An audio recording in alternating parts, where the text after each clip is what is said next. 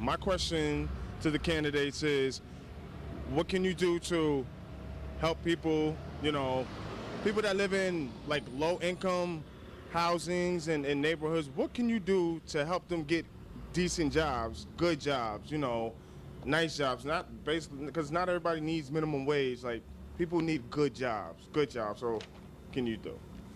What can you do? Mr. Kaplowitz, creating good jobs for people in tough areas. History of doing that. Two parts, as I said before. First, on the construction end. The Tappan Zee Bridge is a one-time opportunity. We need the bridge, we need the jobs, we need the economy. The economy is actually pretty simple. If you get dollars flowing and moving, you're going to have everybody in the Hudson Valley benefiting. Over 200,000 direct jobs and many, many more jobs and economic activity beyond that. At the other end of the spectrum, we need energy jobs, green-collar jobs. My opponent says people want white or blue jobs. Guess what? They don't care the color of the collar. We need energy jobs in photovoltaic, the solar panels that be constructed here in the Hudson Valley, that can be installed here in the Hudson Valley, that will save homeowners dollars, but will put people to work. We can have photovoltaic. Henry Boyd Artesian Wells up in Putnam County talks about how he digs for geothermal. That's the kind of jobs, that's the kind of clear thinking that we need to create economic activity. Thank you, Mr. Kaplowitz. Mr. Ball, your take on creating good local jobs. Sometimes he gets talking about jobs. I think he's talking about Starship Enterprise. The reality is that, yeah, in this tough economy, we got to focus on blue-collar jobs. We got to focus on white-collar jobs. And if that means environmental resources, if that means green technologies, then by all means do it. But the best thing that New York State can do for our blue-collar families, and you know what? I live in a very small cabin under 800 square foot, believe it or not, in Putnam County. I grew up in my grandmother's basement. My parents were caretakers for the Kennedy estate, Gene Kennedy Smith in Paulding, New York. Blue-collar people have dirt under their fingernails, whether it be outsourcing, whether it be illegal immigration, whether it be the big insurance companies. Blue-collar people throughout New York State are being hurt by a government that continues to spend money that future generations have yet to even make. And what we have to do is get government spending in line and cap property taxes and make a more hospitable environment for our small business owners. That's the key. Thank you, sir. All right, let's get back to the panelists right now for another round of questions. Janine Rose, this time your question is for Mr. Kaplowitz. Mr. Kaplowitz, I want to stay with the gentleman we just saw on the tape. People are struggling. They are disenchanted with their government leaders. We saw the federal government 2 years ago when we went into what many would call a depression, some just say a recession, but we saw the federal government give huge tax breaks to banks, to Wall Streeters. Nothing was done for the taxpayers. We continually hear from our viewers, all that the federal government says they're doing is trying to reform the credit laws. No one is seeing anything in their pocketbooks as a result. If you go to Albany, what big splash are you going to make people realize, hey, we're trying to help you? The big splash is first that we need credibility and ethics reform because nobody trusts anybody up there. Once, in fact, that takes place and you restore some confidence, jobs, besides property tax relief, jobs is the job. And as I indicated, government plays a role in reducing the taxes, in getting rid of the MTA tax, which was a job killer. I wrote the resolution for the county board calling for and lobbied with Rob Astorino up in Albany to get rid of the MTA tax, and I pay it as a business owner. That suppresses taxes. Get rid of that. Property taxes flow into rents. If we can reduce property taxes and rents, then in fact we can have businesses hire or have some additional dollars in fact to hire. We need to look to new industries. I want, for example, the SUNY system. I support the independence of the SUNY system so that they can go to excellence and become the economic engine that we need in this area. Energy jobs, get real people putting in holes in the ground for geothermal, digging for wells, putting in photovoltaic manufacturing, and those big projects. What about a high-speed rail from New York City up to Stewart Airport to make it the fourth New York airport? At the same, cutting down the time distance to make it a true 45 minutes. That would be a phenomenal capital works project. We need a lot of help to do that. The Tappan Zee Bridge will get hundreds of thousands of jobs. Real people are hurting. Real people need real jobs. 7% plus in the Hudson Valley is not sustainable, not fair, and that's what's driving this anger. And we need to get money moving in the old-fashioned way, confidence up, and that's my plan to create jobs. Thank you, Mr. Kaplowitz. Mr. Ball, same question, helping regular folks in this economy. Yeah, and once again, there he goes again. I mean, just last week, you talk about helping blue-collar people. Just last week, Tax Hike Mike introduced a $7.8 million tax on Peekskill, on Cortland, and on Yorktown. This is the architect not only of the federal unfunded mandate that cost us $60 million, but of sewer diversion, which would take the sewage from his neighborhood and put it into Peekskill and Cortland and run it through Yorktown. Now he wants us to pay for a garbage tax of $8 million. The way out of this hole is to not continue to dig. And for the Democrats out there, I just want to say, this is all about taxes, and this is about jobs. And New York State has a finite opportunity on track. We were the Empire State. We're the vampire state. We are sucking the lifeblood out of our communities, our small business owners, and the last thing we need to do is send another liberal who increased over $1 billion in spending at the county level and rubber stamped 41% property taxes up to Albany. Are we supposed to expect that he's supposed to have some grand conversion?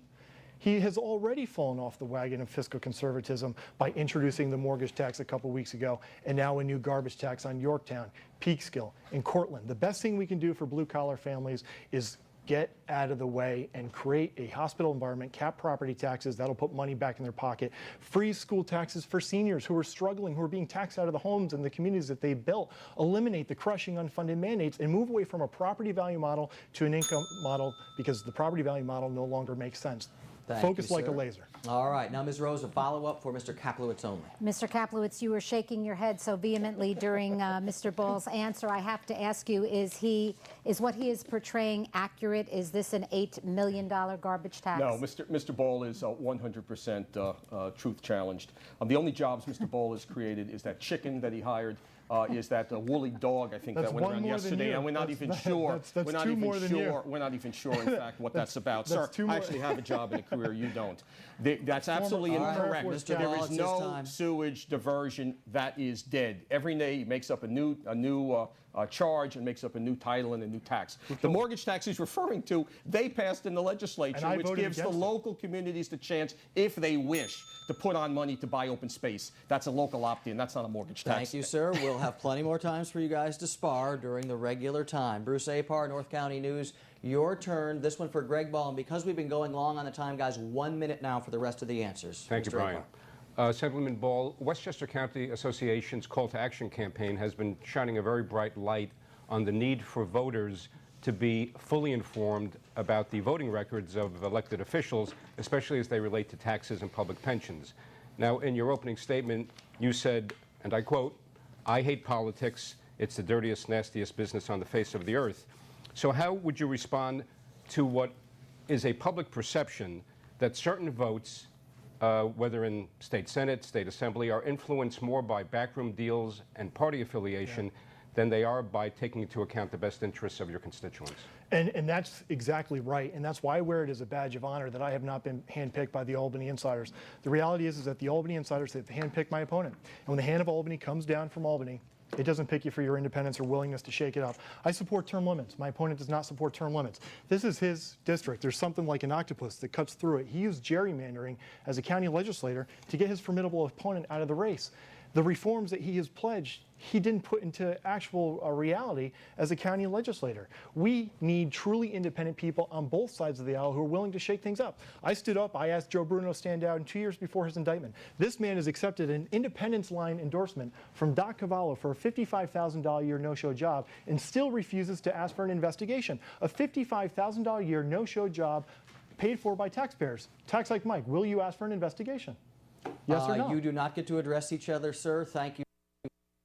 Mr. Kaplowitz, you get a minute on backroom deals in Albany, and if you want to answer his question, you're welcome to, but that's not the format. Well, again, trying to garner from him what the question was itself is impossible, because he never answers a single question. But we've been at this time after time. That independence, I don't know how close you can get here, but this is one of his mailings. It's paid for by the New York State Republican Committee. Ladies and gentlemen, there's no independence here. This facade of voting for me because I've accomplished something, nothing. He's my state assemblyman and accomplished nothing. This facade about being independent. There's no independence here. Yes, I've had mailings also paid for, but he is the one that's, the point is, you are not independent, and you've gotten a leadership bonus of $10,000 per year. He can't be trusted. In 2008 and 2010, the Fair Campaign Practices found him to be a liar, and he can't work with others. Ladies and gentlemen, if you like the show and the woolly dogs and the circus animals that are coming, which this gentleman undoubtedly for the next 13 days, those are the only jobs he creates, you got a real nice choice. But if you understand pension reform and you understand that ethics needs to be cleaned up, and in fact, we need to restore confidence in government,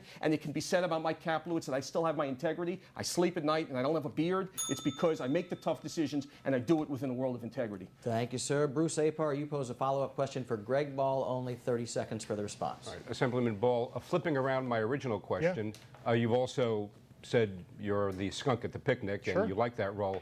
But what about the age-old maxim that the best way to change the system is to work within the system? You know, first I take it as an affront when he talks about a career politician. Like I said, I was serving in the United States military, former Air Force captain, Air Force Academy graduate, when this guy was increasing your taxes.